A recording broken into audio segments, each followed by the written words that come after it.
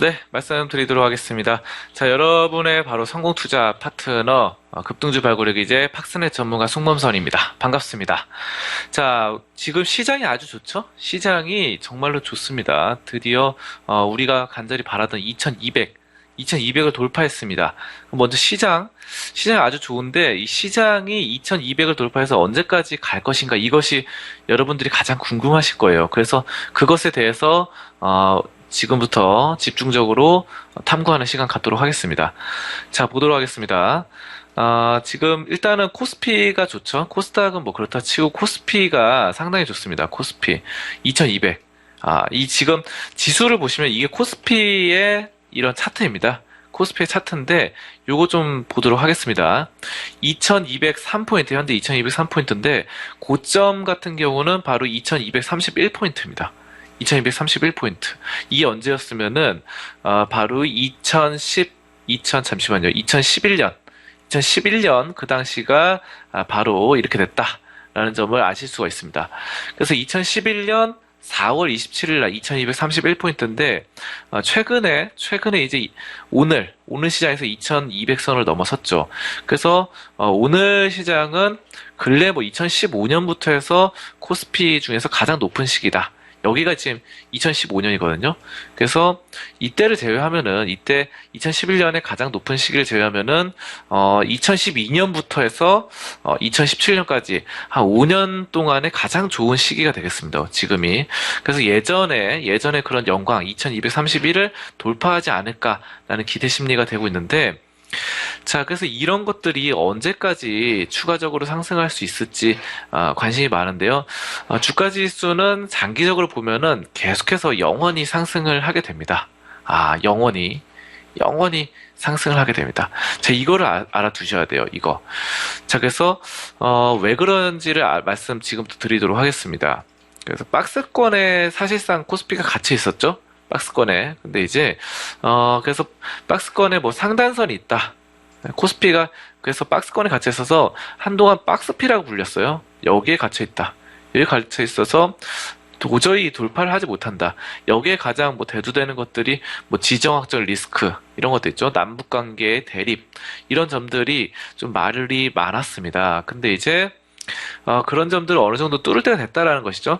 한 5년 헤맸습니다. 그래서 사실은 이때 2011년은 단기간에 급격히 올라갔었어요. 그래서 저점이 892에서 고점이 2231까지 단기간에 급등세로 이어갔습니다. 한 3년, 4년 동안 바로 가파르게 상승하는 그런 흐름이었는데 이것이 이제 2011년 고점 찍고 박스권에 놓여 있었습니다. 하지만 이제는 올라간다는 것인데 장기적으로 보면 어떻게 보면 당연한 흐름입니다. 장기적으로. 그래서 상승 추세는 계속 영원히 이어진다라는 점이고요. 이것이 왠지 말씀드리면은 물가 상승률, 가장 근본적인 이유는 물가예요. 물가. 여러분들 물가를 아셔야 됩니다. 물가라는 것. 물가는 장기적으로 보면은 영원히 상승을 하게 됩니다. 분명히 중간에 뭐 디플레이션이 있어요. 그러니까 인플레이션이 있다가 디플레이션이 있을 수 있습니다. 분명히 그렇죠.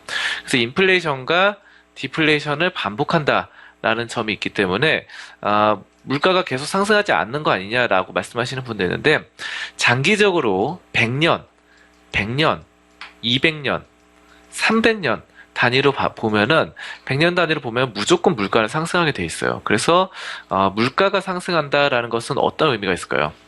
땅값이 올라가죠. 땅값이 올라가고 또 물건 가격이 올라갑니다. 하나에 뭐 1,000원 하던 물건이 시장에서 파는 게 나중에는 시간이 흐르면 10,000원을 하게 됩니다. 이런 것들. 그러면은 1,000원으로 판매를 했던 회사는 나중에는 10,000원에 판매를 하게 되면은 결국 어떻게 되죠? 그만큼 수익이 많아집니다. 똑같은 20%의 그런 마진을 본다고 했을 경우 똑같이 팔아도 수익이 굉장히 많아집니다. 그래서 1,000원에서 10,000원까지 1,000원에서 20%면 200원 남죠. 근데 10,000원에서 마진 20%면은 2,000원 남습니다.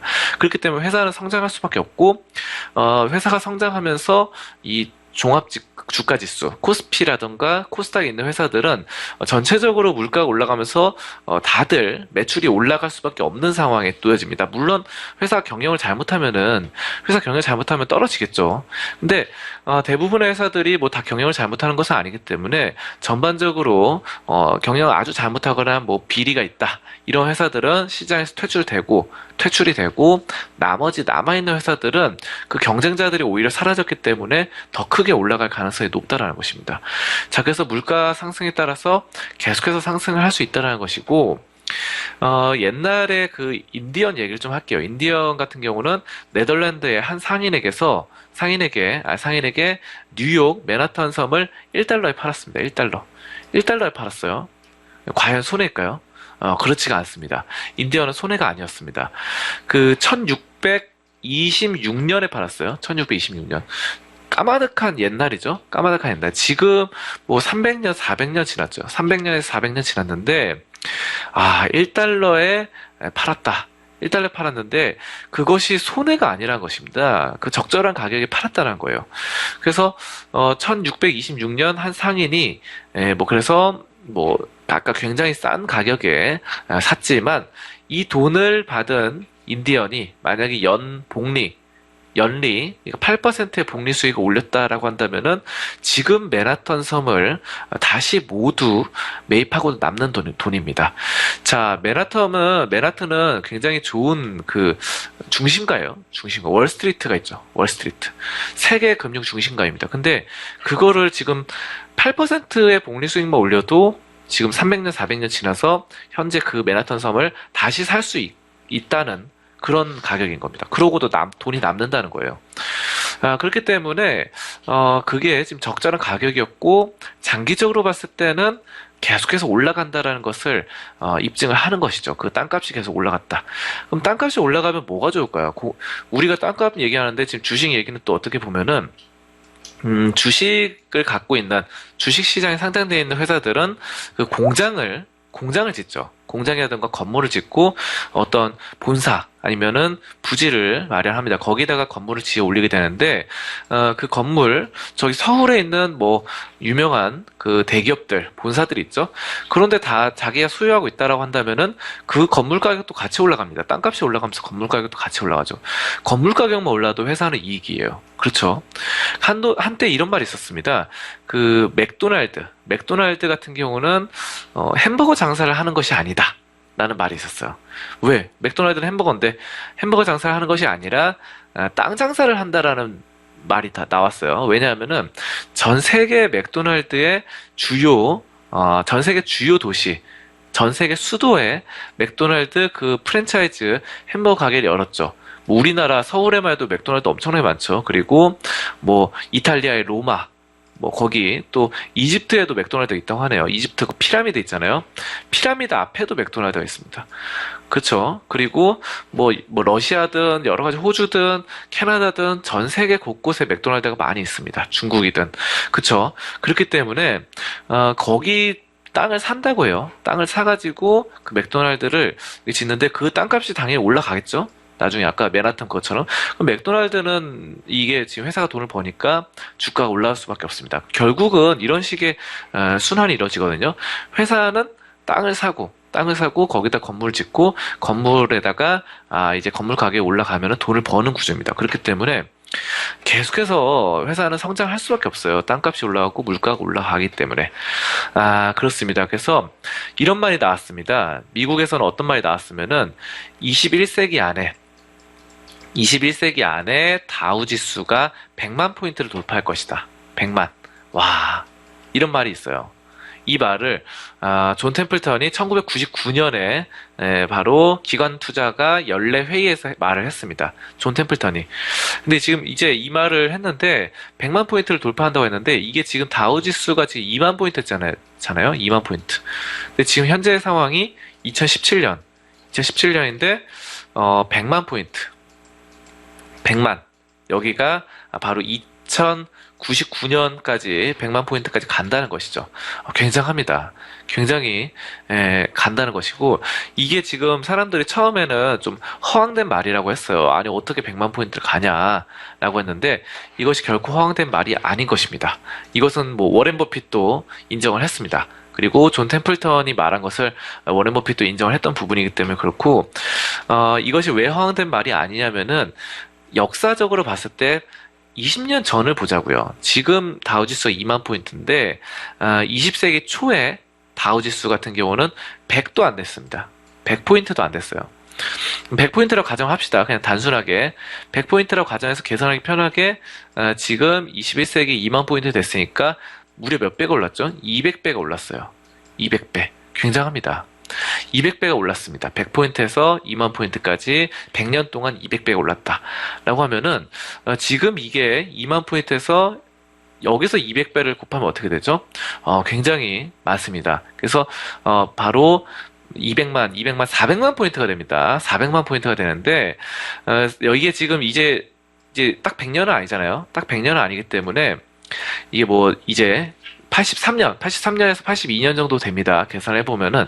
그렇기 때문에 200배 안 오르고 100배만 올라도 어떻게 됩니까? 바로 200만 포인트가 돼요. 그러니까 이 100만 포인트라는 말은 사실상 이것도 허황된 말이 아닌 거예요. 왜냐면 1991년, 1901년 이럴 때 100포인트였으니까, 202만 포인트까지 잘 올라갔다. 이런 거 봤을 때는 충분히 될 수 있다는 것입니다. 그래서 1만 포인트, 100포인트였던 것이 이제 1999년 3월에 마침내 1만 선을 돌파했죠. 그래서 100배가 올랐다. 100배가 올랐다는 거예요. 그래서 100년 동안 100배, 그리고 또 몇 년 동안 10년 가까이 17년 가량 해서 또 2배가 올랐기 때문에 이런 식으로 계속 올라가면은 100만 포인트가 충분히 산술적으로 가능하다는 것입니다. 자, 그래서 지금 해마다 평균 뭐 8%에서 10%만 상승을 해도 2047년에는 100만 포인트에 도달한다고 합니다. 100만 포인트. 와, 2099년까지 기다리지 않아도 10%만 상승해도 2047년에 100만 포인트 도달하고, 연평균 상승률이 4.6%만 돼도 2099년에는 대략적으로 계산했을 때 다우지수가 100만 포인트에 이릅니다.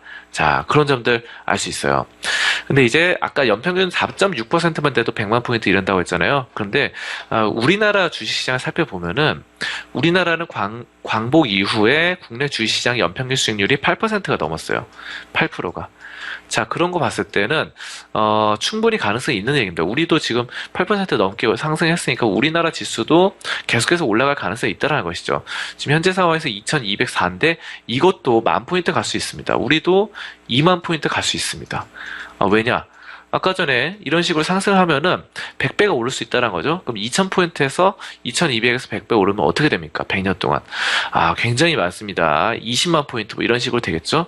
그렇습니다. 그래서 우리가 지금 2200이 거의 상단선인데 2200포인트가 상단선이 아닌 3000포인트, 4000포인트까지 갈 수 있습니다. 역사적으로 봤을 때 우리 코스피 시장이 1980년 1월에 100포인트로 시작해서 지금 뭐 2000포인트 넘어섰죠. 2200 넘어섰기 때문에 20배 넘는 상승을 보여줬습니다. 우리나라 코스피 시장 바로 예전에 1980년 1월에 100포인트였습니다. 100포인트. 근데 이제 2200이니까 어떻게 됐죠? 거의 뭐 22배나 올랐다. 굉장히 많이 올랐습니다.